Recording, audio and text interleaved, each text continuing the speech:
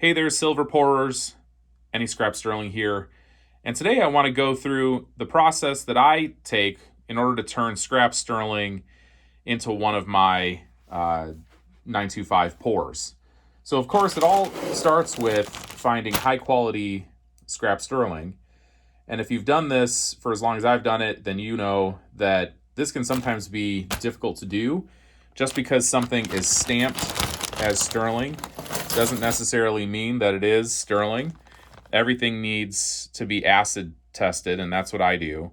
So everything that's in this bag is 925 sterling, and is also, this is kind of some of the bigger stuff that I've acquired.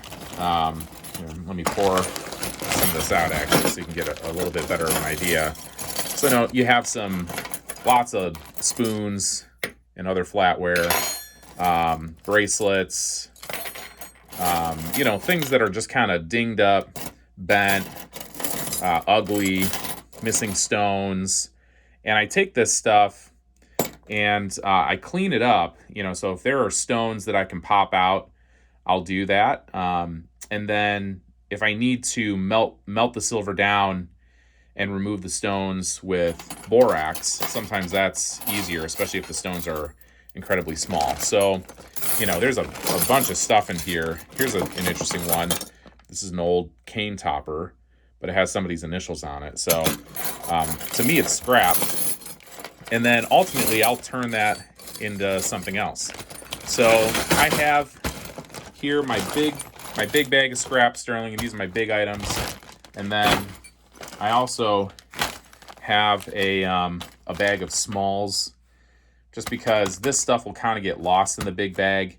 And I try to use this. I try to melt this down first, honestly, because if I ever need to turn in some scrap sterling in a pinch, it's easier to turn in the big stuff as opposed to the small stuff. So if I'm going to pour anything, I try to pour from the smaller bag first. And then I also have a bag going here.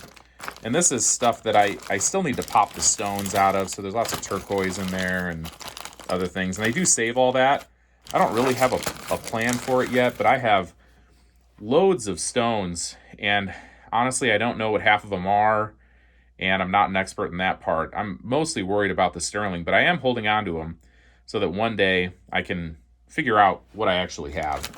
So anyway, I start with scrap sterling, and then what I do is I do clean that sterling. So scrap sterling often has a lot of dirt, oil. Sometimes there's some organic material, hair. Sometimes behind the stones there'll be like cork and things like that. So I melt it down and clean it up with borax, and ultimately what I end up doing is pouring these kind of globs of sterling, and these in this form they're not terribly useful because they're all different sizes and weights. This is just a very quick way for me to turn this into something that's clean. But then ultimately, what I do is I take those and I melt those down and I turn them into 1 ounce bars. And this is just an example of what I have right now.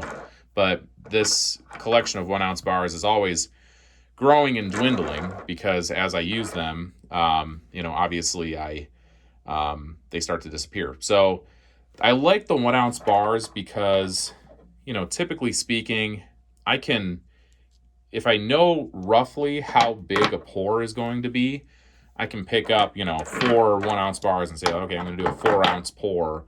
And that's easy enough for me to do. And I do like to pour in round numbers if I can. Sometimes I'll do a 4.5, and I do have 1/2 ounce bars or 3.5 or whatever.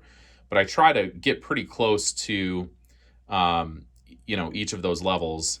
And the thing about sterling, and really all silver, is it's really hard to pour if you have silver left over in the crucible. So when you pour, you want to pour it all, just because trying to top it off to a specific level, that is incredibly difficult and not something that I'm particularly good at. I've tried it over the years, and I've wasted a lot of time and a lot of molds and a lot of Petrobond just trying to get the right pour. And so now I've just learned to measure it out correctly the first time, and everything usually goes pretty well. So this is kind of round 3. So first round is the scrap sterling, then the blobs, and then this allows me to kind of measure things out a little bit more accurately.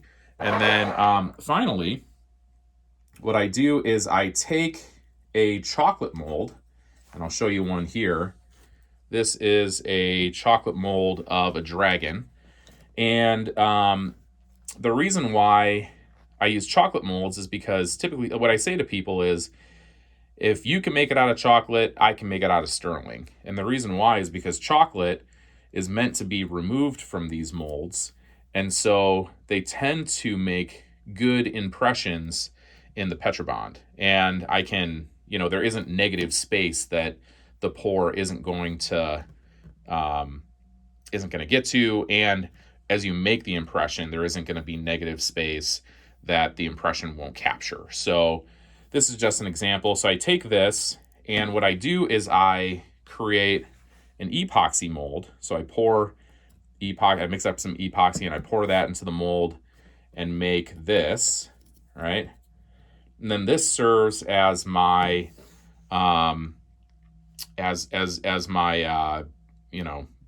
impression that I put into the Petrobond and then ultimately pour the item. So like here's the example of the actual sterling silver dragon head that I poured from this particular mold. And, all in all, these chocolate molds are pretty cheap. Epoxy's pretty cheap. The scrap sterling, that can really range, and holy smokes, has it gotten expensive lately. When I started doing this, scrap price was like, $20 an ounce. And now it's close to $90 an ounce. And luckily, I've still been able to source cheap enough sterling because, folks are still willing to work with you. And especially if they know what you're doing and they know that you're not just turning and burning and taking it to the pawn shop or whatever. Most people appreciate that it's being used for a hobby. And so I'm still able to source it relatively inexpensively, but it has gotten more expensive. When I started doing it, I was getting it for about 30 cents an ounce or 30 cents a gram. And now, in this particular market, I can still find it for around $1 a gram, but it's a lot of looking and a lot of just kind of communicating with people and being honest. I mean, you don't want to, get it for pennies and deceive anybody, but it does take quite a bit of searching and quite a bit of communicating to get good prices on scrap sterling. So that's pretty much the whole process. I mean, so it goes like, from this to this to this to this to that. And this channel is going to go into more detail on each of these steps in the process. And because, pouring sterling silver provides quite a few challenges that don't exist in 999 fine silver.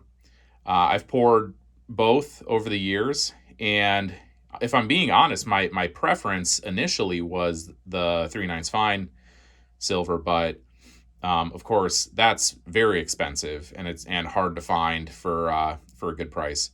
And then the other thing too is I realized that there's actually quite a bit that you can do with the sterling that you can't necessarily do with the 3/9 fine. And I'll go into that in future videos. And in some ways, the sterling is less forgiving, absolutely, in terms of your ability to create pours effectively. But when you go to work with the silver, it actually allows you to do things that the 3/9 fine silver doesn't allow you to do. And again, I'll talk more about that in a future video. But I used to kind of dread working with sterling, but I did it anyway because, it was available. And now it's actually my alloy of choice. I would prefer to work with sterling over the 3/9 fine. And it also provides a lot of unique challenges. Most people stay away from pouring the sterling because when they do, they get something that looks like this, every time. And yeah, there are tricks and strategies to prevent your sterling from turning out like this. And that's what I hope to do in this channel, and just kind of share what I know in the community, and also hopefully learn some things along the way too. So thanks a lot for watching. Please subscribe if you're not already. I'm new to the sterling online community, so leave a comment down below. Let me know who you are. And yeah, thanks for watching.